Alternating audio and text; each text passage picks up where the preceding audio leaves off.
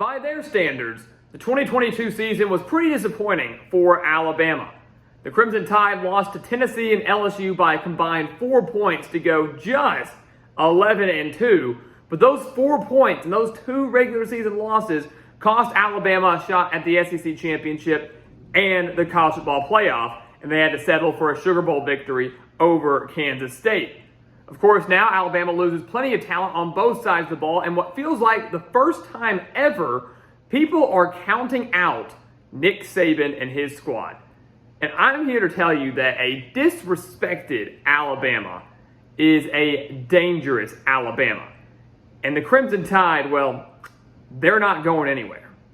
So welcome back to the Gridiron Expert, guys. Ready to kick off our SEC football predictions with the Alabama Crimson Tide. As always, please continue to like, comment, subscribe, share our videos, and of course, check out everything down in the description below, including our expert picks over on our website, thegridironexpert.com. Some of the best college football and NFL spread picks in the country over there, beating out over 80% of the national handicappers each of the last 5 years. Yes, that is a guaranteed winning season every single year, guaranteed money right back in your pocket every single year. One of the lowest prices in the country, some of the best picks in the country. You do not want to miss out on that offer. Go check it out over on thegridironexpert.com. Check out our Patreon account for exclusive college football content year-round. Join our Patreon Wall of Fame as well. And send us some gear as we continue to try to add and collect the SEC. We've technically got 3 SEC teams if you want to count Texas for next year. We'd love to continue to add more as we expand our GE Nation from coast to coast. Check out that mailing address again down in the description below. So let's dive into Alabama. I still like this team. This is still a team that is a college football playoff contender, but people are kind of writing them off because they didn't win the national championship 2 years ago, and then they failed to even make the playoff last year. Now all of a sudden, everything's falling apart in Tuscaloosa, and I would disagree with that. But there are some glaring questions, especially offensively. The quarterback position is a bit of a concern for Alabama this year. Bryce Young gone, number 1 pick in the NFL draft. Alabama lost some coordinators, they lost some players. That's natural, but typically they always had someone waiting in the wing at quarterback, and they didn't really have that this year. Clearly, they were not too impressed with Jalen Milroe, who had some playing experience last year when Bryce Young went down. They clearly were not that impressed with Ty Simpson. So what did they do? They brought in Tommy Rees as their new offensive coordinator, and then he brought in Tyler Buchner, who was at Notre Dame, was the starting quarterback at Notre Dame last year before going down with an injury early in the year that kept him sidelined for the majority of the season. Buchner is very talented. He's mobile. That's something that could really benefit this Alabama offense. But how quickly can he gel in Tuscaloosa? And that's assuming he does get the starting job. We believe that he will. But I don't think there's a quarterback on the roster that gives Alabama fans a whole lot of faith and confidence heading into this season. They do have Chase McClellan, though, who rushed for over 650 yards and 7 touchdowns. Their top 2 wide receivers return in Jermaine Burton and Ja'Cory Brooks. There's talent there offensively, no doubt about it. And I will say, we've seen Alabama win with less talent at quarterback before. They won a national championship with Jake Coker in 2015. They made the college football playoff with Blake Sims in 2014. It's not out of the realm of possibility, but how the quarterback position pans out is going to dictate what Alabama does this season. Defensively, going to be strong. 5 starters back on that side of the ball. They gave up just 18.2 points per game last year, just 318 total yards per game. Alabama, yes, loses their top 5 tacklers, which is unfortunate, but their defensive line is revamped, reloaded. It can be very strong up front, and their secondary, very, very good as well. Only allowed 188 passing yards per game last year. Kool-Aid McKinstry's back there. Malachi Moore's back there. This Nick Saban defense is going to be strong once again, despite some of the losses from last year. So I really still have a lot of faith in Alabama heading into this year. I genuinely do. I think you look at their schedule, it's not the worst thing in the world. Those 2 teams they lost to, they get in Tuscaloosa now. They do have to go to Texas A&M, but that's arguably the toughest road game. Auburn maybe as well. But the biggest games for Alabama are at home. That's a huge benefit for them. The Crimson Tide, 102-8 at home under Nick Saban as he enters his 17th year in Tuscaloosa. They'll beat Middle Tennessee in week 1. No worries there. Then they take on Texas. Alabama should have lost to Texas last year. Let's be honest. They won in Austin 20-19. Quinn Ewers goes down with an injury. I think if he stays healthy, Texas wins that game. I think if Bryce Young doesn't avoid the sack, obviously Texas wins that game. Some would say there's a couple controversial calls in there. bottom line is Texas should have won the game last year, but shoulda, woulda, coulda, Alabama walked away with that victory. Many are saying now they believe that Texas is going to come into Tuscaloosa and win this game, and I'm going to say not so fast. Give me Alabama to beat Texas. I think Texas is a great team. I think they are playoff contenders. I think they very well could win the Big 12 this year. But to think they're going to stroll into Tuscaloosa at night and beat Alabama, some say convincingly, it's not happening. Why? Because they lose Bijan Robinson. Here's the thing. You're not going to beat Alabama by solely running the football. And I don't think that Texas is going to have that much success throwing the ball against the stingy Alabama secondary that we just talked about. It's also going to be the toughest environment that Quinn Ewers has faced in his young collegiate career. That includes last year. Alabama at night will be the toughest environment he's faced in his entire career. So on the road, at night, against this stingy secondary, if Texas can't get the pass game going, they're going to have to resort to the run game, and I think Alabama's defensive line shuts that down.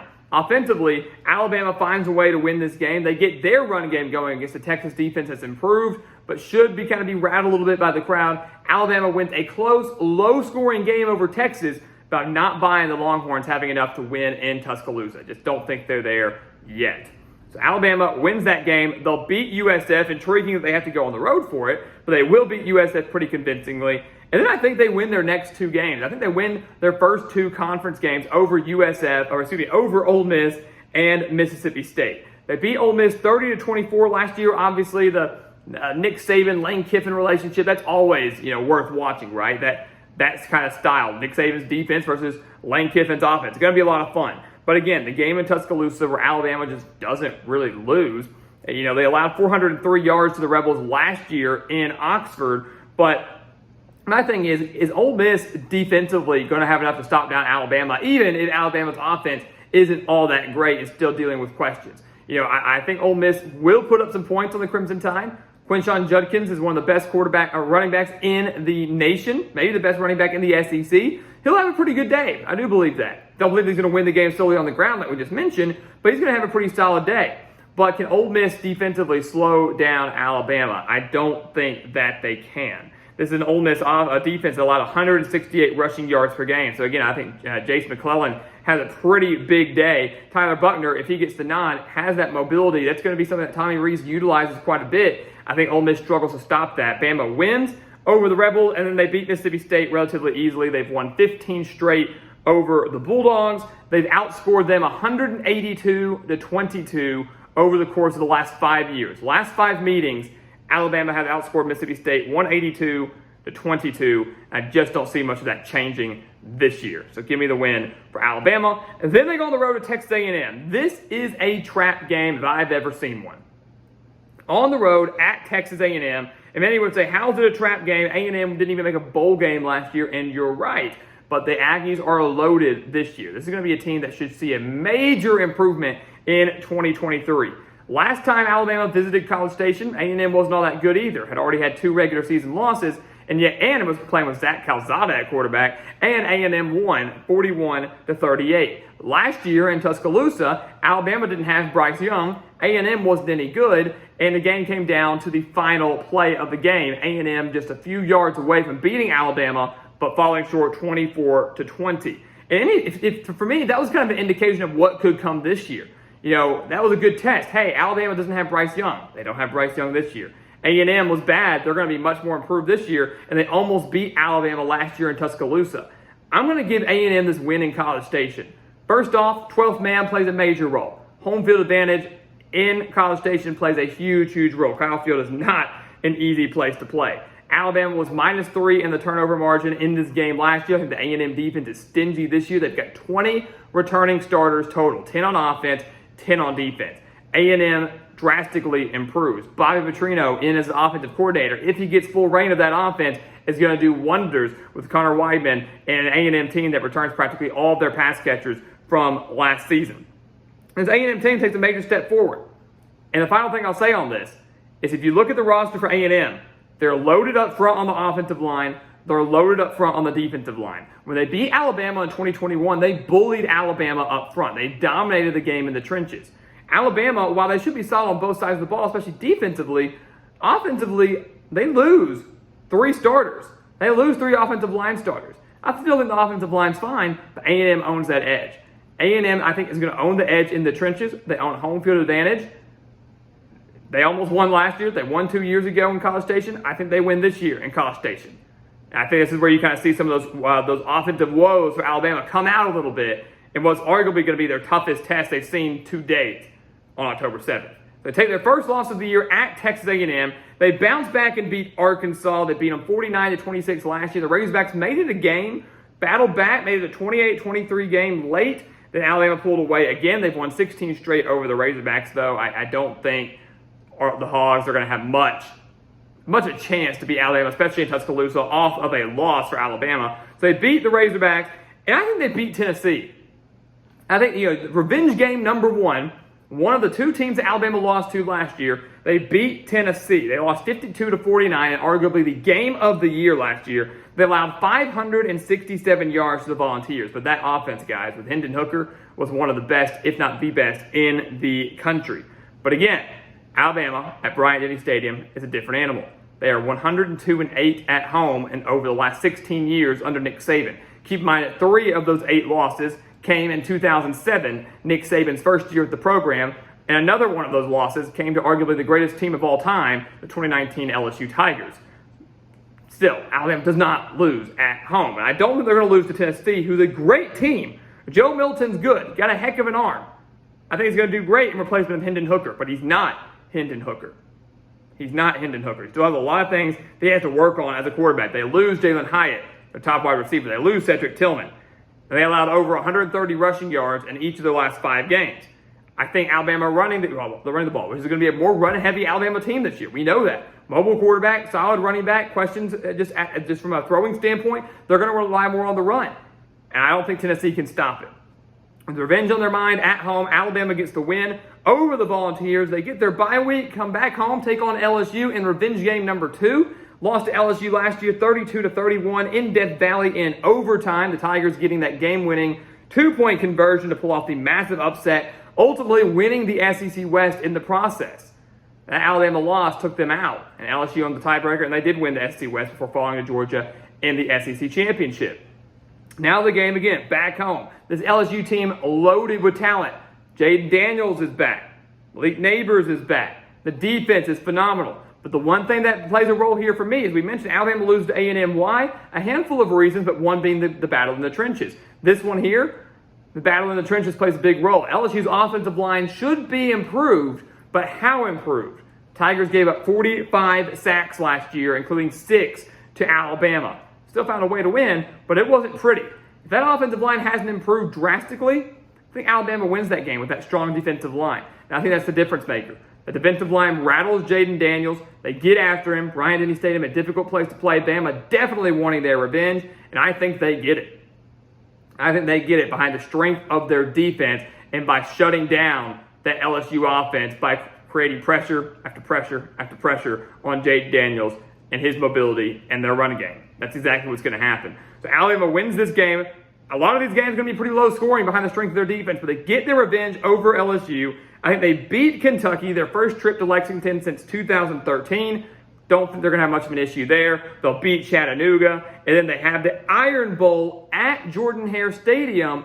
Trap game 2. You don't want to see Alabama overlook the Tigers. Here's the thing. Even when Auburn's been bad, they find a way to play Alabama close, especially at home.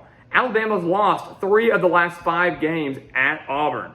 They should have probably lost 4 of the last 5. They fell to Auburn, or beat Auburn 24-22 in 4 overtimes last time here. And now everybody's going to be like, Auburn's going to be great this year because Hugh Freeze is there. Auburn's going to beat Alabama because Hugh Freeze beat Alabama a couple times during his time at Ole Miss. And now the game's at Jordan-Hare State. Auburn's going to be, no, they're not. Auburn will be improved. Auburn might be really good next year. But I don't think Hugh Freeze comes in and makes a world of difference in his first year with this program.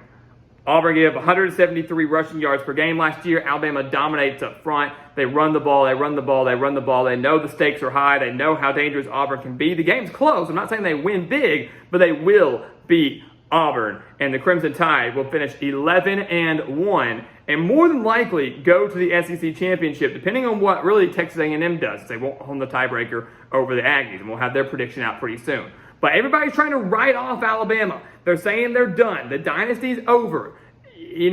let's not go there yet. Yes, they have questions, and yes, I'm concerned at their quarterback position. Alabama's losing a game this year. They're not going undefeated. That's nothing new, though. We've seen multiple years where Nick Saban's team loses a game. So maybe they do lose to Texas. I don't think so. Maybe they lose to A&M, like we think they do. Maybe they lose again to Tennessee or LSU. More than likely LSU than Tennessee. Maybe they lose one, but I don't think this team loses two. I think they will find themselves back in the SEC championship game, and I think they will have a shot, if they win that, to get back to the college football playoff. This is a playoff team. They will be all year long. I do not ever want to doubt Nick Saban. I will not doubt Nick Saban. Alabama, guys, is not going anywhere despite what so many people may be trying to tell you. So, guys, as always, thank you so much for watching us here at the Gridiron Expert on YouTube. Make sure to continue to like, comment, subscribe, share our videos, and, of course, check out everything down in the description below, our expert picks over on our website, thegridironexpert.com, our Patreon account for exclusive college football content year-round. Check out our mailing address. Send us some gear to get us through this season, be represented in every single Gridiron Expert video. And once again, guys, as always, thank you so much for watching, and we'll see you next time right here on the Gridiron Expert. Yeah.